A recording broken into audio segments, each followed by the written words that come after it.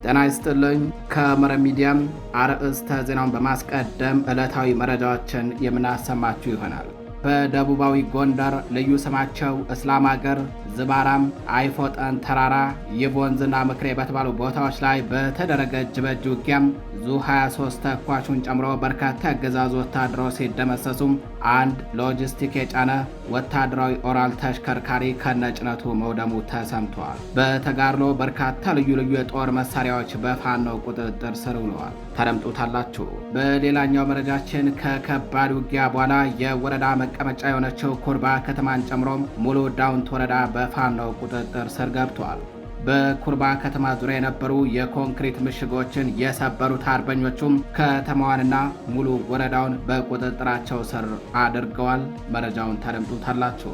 በሌላኛው መረጃችን በራያ ግንባር በሮቤት ከተማ ዙሪያ በተደረገ ከባድ ውጊያም 75 ያገዛዙ ወታደሮች ሲደመሰሱ ከፍተኛ የጦር አመራርን አጅቦ ሲጓዝ የነበረው ኃይል ተመቶም ጀነራል አሰፋ ቸኮል ለጥቂት ከአደጋው በመትረፍ እግሬ አውጭኝ መፈርጠጡ ታወቀ። ከሮቤት ከተማ በቅርብ ርቀት መንጀሎና አሚዱሃ አካባቢ ላይ የተከፈተውን ድንገተኛ ጥቃት መመከት ያልቻሉ የጠላት ጦር ተበታትኖ ወደ ወልዲያና ሐራ የሸሸ ሲሆን አርበኞቹ ወታደራዊ ገዥ ቦታዎችን ተቆጣጥረዋል። ተደምጡታላችሁ። በሌላኛው መረጃችን በሸዋ ጠቅላይ ግዛት በአርማንያ በገደባ በማፉድ ውሃ ታንከርና በማፉድ ሚካኤል አካባቢ በተደረገ ተጋድሎ የጠላት ኮማንዶ ኃይል ክፉኛ ተመቶ መሽመድመዱ ታወቀ። አርበኞቹ ስልታዊ ውጊያ በማድረግ የኮማንዶ ምሽግ አስለቅቀው ከፍተኛ የጠላት ኮማንዶ ሰራዊትን ደምስሰዋል። ተደምጡታላችሁ። አድማጭ ተመልካቾቻችን እነዚህንና ሌሎች የዛሬ ሐምሌ 20 2018 ዓ.ም ዕለታዊ መረጃዎችን አጠናቅረን ይዘን ቀርበናል። አብራችሁን ቆዩ።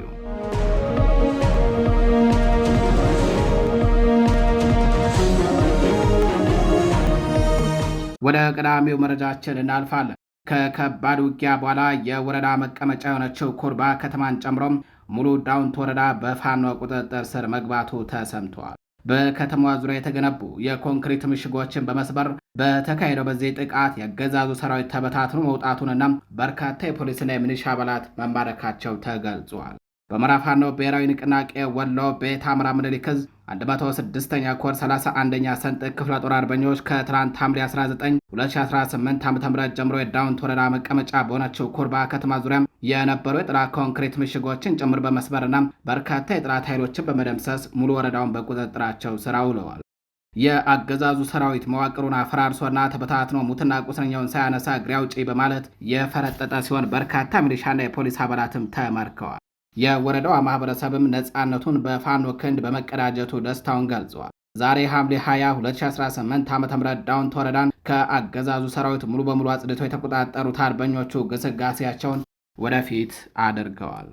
በሌላኛው መረጃችን በሸዋ ጠቅላይ ግዛት በአርማንያ በገደባ በማፉድ ውሃ ታንከርና በማፉድ ሚካኤል አካባቢ በተደረገ ከባድ ተጋድሎ የጠላት ኮማንዶ ኃይል ክፉኛ ተመቶ መሽመድመዱ ታውቋል። በአማራ ፋኖ ብሔራዊ ንቅናቄ ሸዋ ጠቅላይ ግዛት አሳምነው ዕዝ አጼ አምደ ጽዮን ኮር ስር የራምቦ ክፍለ ጦር አርበኞች በጠላት ላይ በአይነቱ ለየት ያለና የተሳካ ኦፕሬሽን በማካሄድ የጠላትን ቅስምና ከርካሪ ሰብረዋል። ኦፕሬሽኑ የተፈጸመው ዛሬ ሐምሌ 20 2018 ዓ.ም ከንጋት ጀምሮ እስከ ማርፈጃውን 2 ሰዓት ገደማ ድረስ ሲሆን በዚህም ፋኖ ጠንካራ ውጊያ በማድረግ የጠላትን የኮማንዶ ኃይል አከርካሪ መስበር ችሏል።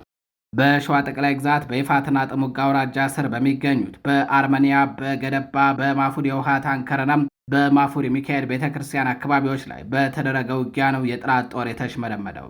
በእነዚህ ስፍራዎች ላይ ሰፍሮ በነበረው የብልጽግና 103ኛ ኮማንዶ ክፍለ ጦር ላይ የማያዳግም እርምጃ መወሰዱን የጠቀሰው ኮሩ የራምቦ ክፍለ ጦር ባደረገው ስልታዊ ውጊያ የጠላትን ምሽግ ማስለቀቁን፣ የጠላትን ኃይል መደምሰሱን እንዲሁም ሙትና ቁስለኛ በማድረግ መብረቃዊ ጥቃት መፈጸሙን ሲያሳውቅ በወገን ኃይል በኩል ያለምንም ጉዳት የተሳካ ኦፕሬሽን መሰራቱ ተገልጿል። በሌላኛው መረጃችን በራያ ግንባር በሮቤት ከተማ ዙሪያ በተደረገ ከባድ ውጊያ 75 የአገዛዙ ወታደሮች ሲደመሰሱ ከፍተኛ የጦር አመራሮችን አጅቦ ሲጓዝ የነበረ ኃይል ተመቶ ጀነራል አሰፋ ቸኮል ለጥቂት ከአደጋ በመትረፍ እግሬ አውጭኝ መሸሹ ተሰምቷል። ከሮቤት ከተማ በቅርብ ርቀት መንጀሎና አሚዱሃ አካባቢዎች ላይ የተከፈተውን ድንገተኛ ጥቃት መመከት ያልቻለ የጠላት ጦር ተበታትነዋል። በአማራ ፋኖ ብሔራዊ ንቅናቄ ምኒልክ ዕዝ 102ኛ ኮር ትናንት ሐምሌ 19 2018 ዓ.ም ከማለዳ ጀምሮ በራያ ቆቦ ወረዳ ክሮቢ ከተማ በቅርብ ርቀት አሚድ ውሃና መንጀሎ አካባቢዎች ላይ በወሰዱት እርምጃ የጠላትን ጦር አሽመድምደው ድል ተቀዳጅተዋል። ጠላት ከወልዲያ ከተማና ከሐራ ከተማ መነሻውን በማድረግ የሰሜን ምስራቅ እዝ አዛዡ ጀነራል አሰፋ ቸኮልን ጨምሮ ከፍተኛ ወታደራዊ አመራሮችን ይዞ ወደ ቆቦ ለማለፍ በጉዞ ላይ እንዳለ ነው የ102ኛ ኮር አሃዶች ጥቃቱን የከፈቱትም። በመረጃና ደህንነት ሰንሰለታቸው በኩል መረጃው የደረሳቸው የ102ኛ ኮር አርበኞች ወታደራዊ ገዢ ቦታ በመያዝና በሶስት ግንባር ማለትም በአሜድ በሮቤትና በመንጀሎ ውጊያ በመክፈት የጠላትን ጦር መውጫ መምለጫ እንዳያገኝ በመቆለፍ ከባድ እርምጃ እንደወሰዱበት መረብ ሚዲያ ከኮሩ ህዝብ ግንኙነት ክፍል አረጋግጧል። በተጨማሪም ጠላት ለእጀባ ካራዱም ከተማ ወታደራዊ ካምፕ መነሻውን በማድረግ አንድ የአየር መቃወሚያ በመያዝ ከወልዲያና ሐራ ከተማ ተነስቶ ወደ ቆቦ የሚመጣውን የአመራር ቡድን ለመቀበል በመንጀሎ ቀበሌ በተመሳሳይ ሁኔታ በጉዞ እያለም 102ኛ ኮር አሃዶች ወታደራዊ ገዢ ቦታዎችን በመያዝ በፈጸሙበት ጥቃት ተፍረክርኮ ተበታትነዋል። የጠላት ጦር ከወደ አርበኞቹ የተከፈተበትን ፈጣን ማጥቃት መመከት ባለመቻሉ ተሽመድምዶ ወደመጣበት ወልዲያና ሐራ ከተማ ፈርጥጧል። 102ኛ ኮር አርበኞች የጀመሩት የደፈጣ ውጊያም አድማሱን አስፍቶ ወደ መደበኛ ውጊያ ተቀይሮ ውሏል። በዚህ ተጋድሎ 58 የጠላት ወታደሮች ሲደመሰሱ 17 የሚሆኑት ደግሞ በጽኑ ቆስለዋል። ለሕክምና ወደ ወልዲያና ቆቦ ሆስፒታሎች መወሰዳቸውን ነው መረብ ሚዲያ ከ102ኛ ኮር ህዝብ ግንኙነት ክፍል ለማረጋገጥ የቻለው። 102ኛ ኮር አርበኞች ከላይ የተጠቀሱትን ከተማና ቀበሌዎችን በመቆጣጠር ቀጠናቸውን ሳያስደፍሩ የጠላትን አንገት በማስደፋት አካባቢያቸውን አስከብረዋል። ከባድ ኪሳራ የተከናነበው የጠላት ጦር በንጹሃን ላይ ያነጣጠረ የከባድ መሳሪያ ድብደባ በመክፈት በአራዱም 08 ቀበሌ አንድ ታዳጊ ልጅን በአሰቃቂ ሁኔታ በመግደልና በርካታ ንጹሃን አርሶ አደሮችን በማቁሰል የሕክምና አገልግሎት ጭምር እንዳያገኙ በመከልከል የተለመደ ኢሰብአዊ ድርጊቱን ፈጽመዋል። በሌላኛው መረጃችን በደቡባዊ ጎንደር አካባቢ በተደረገ ተጋድሎ ዙ 23 ተኳሹን ጨምሮ በርካታ አገዛዙ ወታደሮች ሲደመሰሱ አንድ ሎጂስቲክ የጫነ ወታደራዊ ኦራልም ወድሟል። በተጋድሎ በርካታ ልዩ ልዩ የጦር መሳሪያዎችን በፋኖ ቁጥጥር ስር ውለዋል። በአማራ ፋኖ ብሔራዊ ንቅናቄ ጎንደር ጠቅላይ ግዛት በላይ ዘለቀ ዕዝ ሜጀር ጀነራል ውባንታ ባተ ኮር ጉና ክፍለ ጦር ጀብደኛው አስቴ ደንሳ ብርጌድ በውድቀት ዋዜማ ላይ የሚገኘው የፋሽስቱ ስርዓት ታጣቂ ኃይል ላይ እርምጃ በመውሰድ አከርካሪውን ሰብረው ድል ተቀዳጅተውበታል። ትናንት ሐምሌ 19 2018 ዓ.ም በሰላም ሀገር በዝባራ በአፎጠን ተራራ በይቮንዝና ምክሬ በተባሉ አካባቢዎች ላይ ለተከታታይ 5 ሰዓታት በተደረገም የእጅ በእጅ ውጊያ አገዛዙ ወታደሮች በፋኖ 360 ዲግሪ ተከበው ከባድ የሆነ ሰብአዊና ቁሳዊ ኪሳራ ደርሶባቸዋል። የጠላት ቡድን በመካነ ኢየሱስ ከተማ ስማዳ ወገዳ በኩል በሁለት አቅጣጫ በዙ 23ና በሞርተር ቅንቡላ እንዲሁም በዲሽቃ የታገዘ ውጊያ ለማድረግ ቢሞክርም በጀግኖቹ ከባድ ምት ተመትቶ በቆፈረው ጉድጓድ ተቀብረዋል። በተጋድሎ ዙ 23 ተኳሹን ጨምሮም በርካታ ወታደሮች ሲደመሰሱ አንድ ሎጂስቲክ የጫነ የጠላት ኦራልም ከጥቅም ውጭ ሆኗል። 2 ፓትሮል ሙሉ ወታደሮች ቁስለኛ ተደርገዋል። በርካታ ልዩ ልዩ የጦር መሳሪያዎችን በአርበኞቹ ቁጥጥር ስር ውለዋል። የተከበራችሁ አድማጭ ተመልካቾቻችን መረጃዎቻችን እንደቀጠሉ ናቸው። በሌላኛው መረጃችን በአማራ ፋኖ ብሔራዊ ንቅናቄ ቴዎድሮስ ዕዝ የአመራር ሪፎርሙን አጠናቆ አዲሱን አመራር ይፋ አደረገ። በአማራ ፋኖ ብሔራዊ ንቅናቄ በላይ ዕዝ መዋቅራዊ አንድነቱን አጠናክሮ ማጠናቀቁን ባበሰረበት ማግስት የቴዎድሮስ ዕዝም በበኩሉ ላለፉት ወራት ሲካሄድ የቆየውን ውስጣዊ የአመራር ሪፎርም በስኬት ማጠናቀቁንና አዲስ አመራሮችን ማዋቀሩን ይፋ አድርጓል። ዕዙ ባወጣው መግለጫ እንዳስታወቅ የሪፎርሙ ሂደት የመዋቅሩን አንድነትና ጤናማ ሽግግር በጥንቃቄ መምራት አስፈላጊ በመሆኑ ጊዜ ወስዶ ሲከናወን ቆይቷል ብሏል። ውጫዊ ከፋፋይ ጥቃቶችን በመመከትና ውስጣዊ ትግሎ ለመዋቅራዊ እድገት በሚጠቅም መንገድ በመምራት ድርጅታዊ መስመርን ያስጠበቀ ውጤት ላይ መደረሱም ተገልጿል።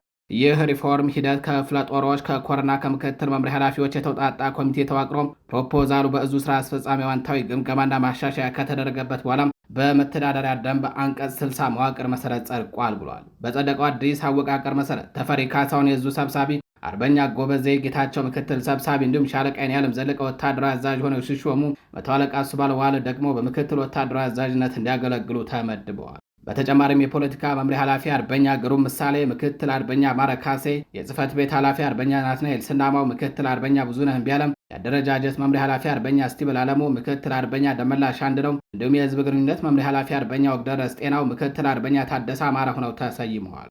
በተመሳሳይ መልኩ የተለያዩ መምሪያዎችን እንዲመሩ የተመደቡት አመራሮች የሚከተሉት ናቸው። ጥናትና ስትራቴጂ ጉዳዮች አርበኛ ዳሞት አለኸኝ፣ ምክትል አርበኛ መንግስቱ አማረ፣ ፋይናንስና ግዢ አስተዳደር አርበኛ የተባረካን ዳርጌ፣ ምክትል አርበኛ ሬድ በቀለም፣ የህዝብ አስተዳደር አርበኛ ዘመን ተሻለ፣ ምክትል አርበኛ በለጠ ሌው፣ ሴቶች ጉዳይ አርበኛ ትጠገብ አጥናፉ፣ ምክትል አርበኛ ክብረ አለማያልነህ፣ ማህበራዊ ጉዳይ አርበኛ ላይችሉ ገበየው፣ ምክትል አርበኛ በላይነህ አለምነህ፣ የሰው ሀብት ዳኛው ሽባባው፣ ምክትል አርበኛ በረከታ አጥናፉ፣ ትምህርትና ስልጠና አርበኛ ክንፈ ምላካሳም፣ ምክትል አርበኛ ዘውድ አለማዶኛ፣ ሜካናይዝድ ጦር ኮሎኔል አደመ ልጅ አለም፣ ምክትል መቶ አለቃ ሳሙኤል አታላይ፣ ህግና ስርዓት አርበኛ ዘማርያም እስከዚያ፣ ምክትል አርበኛ ቻላቸው ታፈረ፣ ሀብት አፈላላጊ አርበኛ ሚካኤል ባየ፣ ምክትል አርበኛ ደሴ ጌታውን፣ እቅድ ዝግጅትና ግምገማ አርበኛ የሻነው መለሰም፣ ምክትል አርበኛ አታላይ ሞሴ፣ ዘመቻ መምሪያ አርበኛ 50 አለቃ ታደሰ ልንገረው፣ ምክትል መቶ አለቃ ጃናው ጥላውን፣ ሎጂስቲክ አርበኛ ኤርሳው ደምስ፣ ምክትል መቶ አለቃ አስረስ ምረቴም፣ ወታደራዊ አስተዳደር መቶ አለቃ ያሬድ ጫኔ፣ ምክትል 50 አለቃ ይበልጣል መልካሙ፣ ወታደራዊ ስልጠና ሻምበር ጌትነት ንጉሴ፣ ምክትል 50 አለቃ ዘላለም ደሴ፣ ልዩ ዘመቻ መቶ አለቃ ማርቆስ አሙኜ፣ ምክትል ሻለቃ በላይነህ ሀየው፣ ኢንዶክትሪኔሽን መቶ አለቃ ጊዮን ጀንበሬ፣ ምክትል መቶ አለቃ ገረሞ አጋዤ፣ ወታደራዊ እቅድና ስትራቴጂ 50 አለቃ ስባቸው ቢሻው፣ ምክትል መቶ አለቃ ለዓለም ጌታሁን፣ ጤና መምሪያ ዶክተር እንዳለማው ጤናው፣ ምክትል ዶክተር ደመቀ አያሌው ሆነው ተመድበዋል። አድማጭ ተመልካቾቻችን መረጃዎቻችን እንደቀጠሉ ናቸው። ወደ ሌላኛው መረጃችን እናልፋለን። በቡግና ወረዳ ከወታደራዊ እንቅስቃሴ ጎን ለጎን ህዝባዊ መድረኮች ተጠናክረው መቀጠላቸው ታወቀም። በሰሜን ወሎ ዞን ቡግና ወረዳ በሚገኙ በተለያዩ አካባቢዎች ከሚካሄደው ወታደራዊ እንቅስቃሴ ጎን ለጎን የህዝቡና የፋኖ ዘላቂ አንድነትን ለማጠናከር ያለሙ ሰፋፊ ህዝባዊ መድረኮች ተጠናክረው መቀጠላቸው ተገልጿል። በወረዳው ስር በሚገኙ 011 ቀበሌ፣ 012 ቀበሌ፣ 013 ቀበሌ የተካሄዱ እነዚህ ውይይት መድረኮች የወታደራዊ ክፍለ ጦርና የሲቪል መዋቅር ከፍተኛ አመራሮች በጋራ ባደረጉ ቅንጅት የተዘጋጁ ናቸው። ውይይቶቹ በህዝቡና በፋኖ መካከል ያለውን ትስስር ይበልጥ ማጠናከር፣ በተደቀነው የህልውና አደጋ ላይ የጋራ አቋም ለመያዝና የነቃ ህዝባዊ ተሳትፎ ለማረጋገጥ ያለሙ ናቸው። በመድረኮቹ ላይ የተገኙ የአካባቢው ነዋሪዎች ከፋኖ አመራሮች ጋር በመሆን የነበሩ ደካማና ጠንካራ ጎኖችን በጥልቀት የገመገሙ ሲሆን አሁናዊ የህልውና ትግል በጋራ በመቆም በስኬት መሻገር እንደሚገባም ተመላክተዋል። ህዝባዊ ውይይቶች በዋናነት ከ10 ያላነሱ አንኳር ነጥቦች ላይ ያተኮሩ እንደነበሩም ተገልጿል።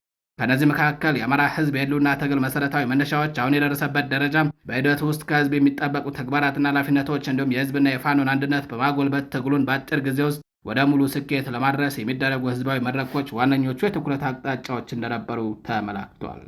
የተከበራችሁ አድማጭ ተመልካቾቻችን መረጃዎቻችን እንደቀጠሉ ናቸው።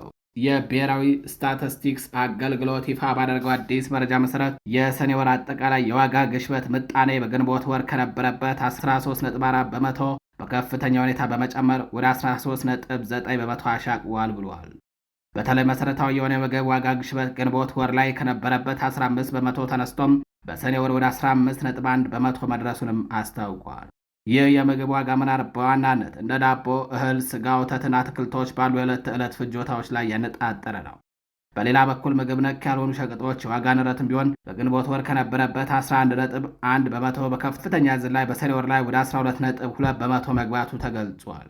ይህ ተከታታይ የዋጋ ግሽበት ማሻቀብ በአገሪቱ እየተተገበረ ያለውን የማክሮ ኢኮኖሚ ማሻሻያና የገንዘብ ፖሊሲ ስር የሰደደውን የገበያ ለመረጋጋት ለመቆጣጠር አለመቻሉን በግልጽ ያሳያል።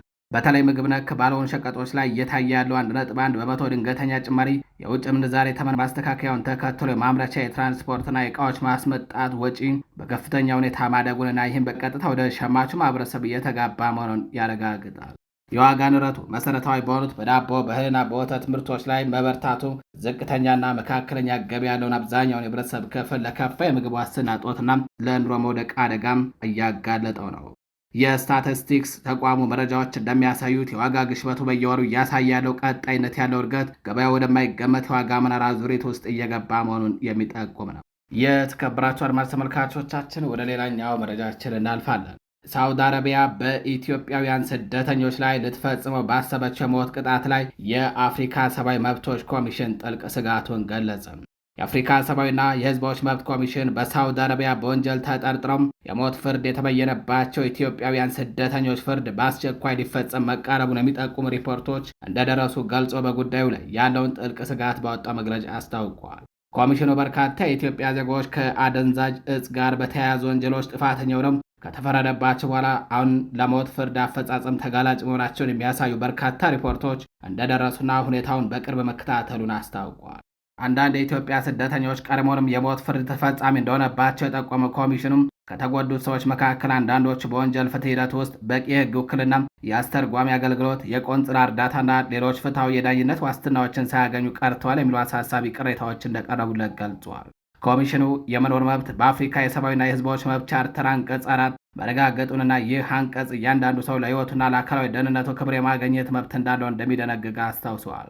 በተጨማሪም የአፍሪካ ቻርተር አንቀጽ 5ና አንቀጽ 7 የሰብአዊ ክብርን ጉዳይን የመስማትና ፍትሐዊ የዳኝነት መብትን የሚያረጋግጡ ድንጋጌዎች መሆናቸውን ጠቁሟል። በዚህም በሳውዲ አረቢያ ለሞት ፍርድ አፈጻጸም ተጋላጭ የሆኑ ኢትዮጵያውያን ዜጎች ህይወትን ለመታደግ አስፈላጊ የሆኑ ሁሉንም ዲፕሎማሲያዊና ቆንጽላዊ እርምጃዎች እንዲወሰዱ በሁሉም ስደተኞች፣ ጥገኝነት ፈላጊዎችና ተፈናቃዮች ሰብአዊ መብቶች ላይ የወጣውን የአፍሪካ መመሪያ መርህ 34 መሰረት በማድረግ ጥፋተኛ የተባሉ ዜጎች ውጤታማ የቆንጽላ ጥበቃ፣ የህግ ውክልና፣ የአስተርጓሚ አገልግሎትና የቤተሰቦቻቸው ጋር መደበኛ ግንኙነት የማድረግ መብታቸው እንዲረጋገጥ ጥሪ አቅርበዋል።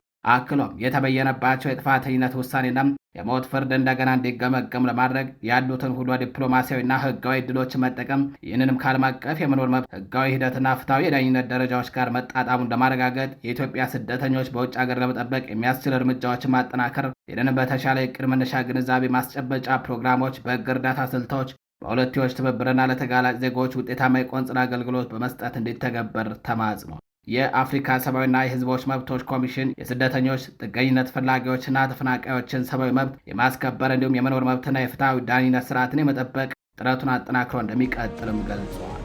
የተከበራችሁ አድማጭ ተመልካቾቻችን ለዛሬ ሐምሌ 20 2018 ዓ.ም ይዘናቸው የነበሩት ዕለታዊ መረጃዎቻችን እነዚህ ይመስላሉ። በሌሎች አዳዲስ መረጃዎች እስከምንገናኝ ቸር ቆዩ።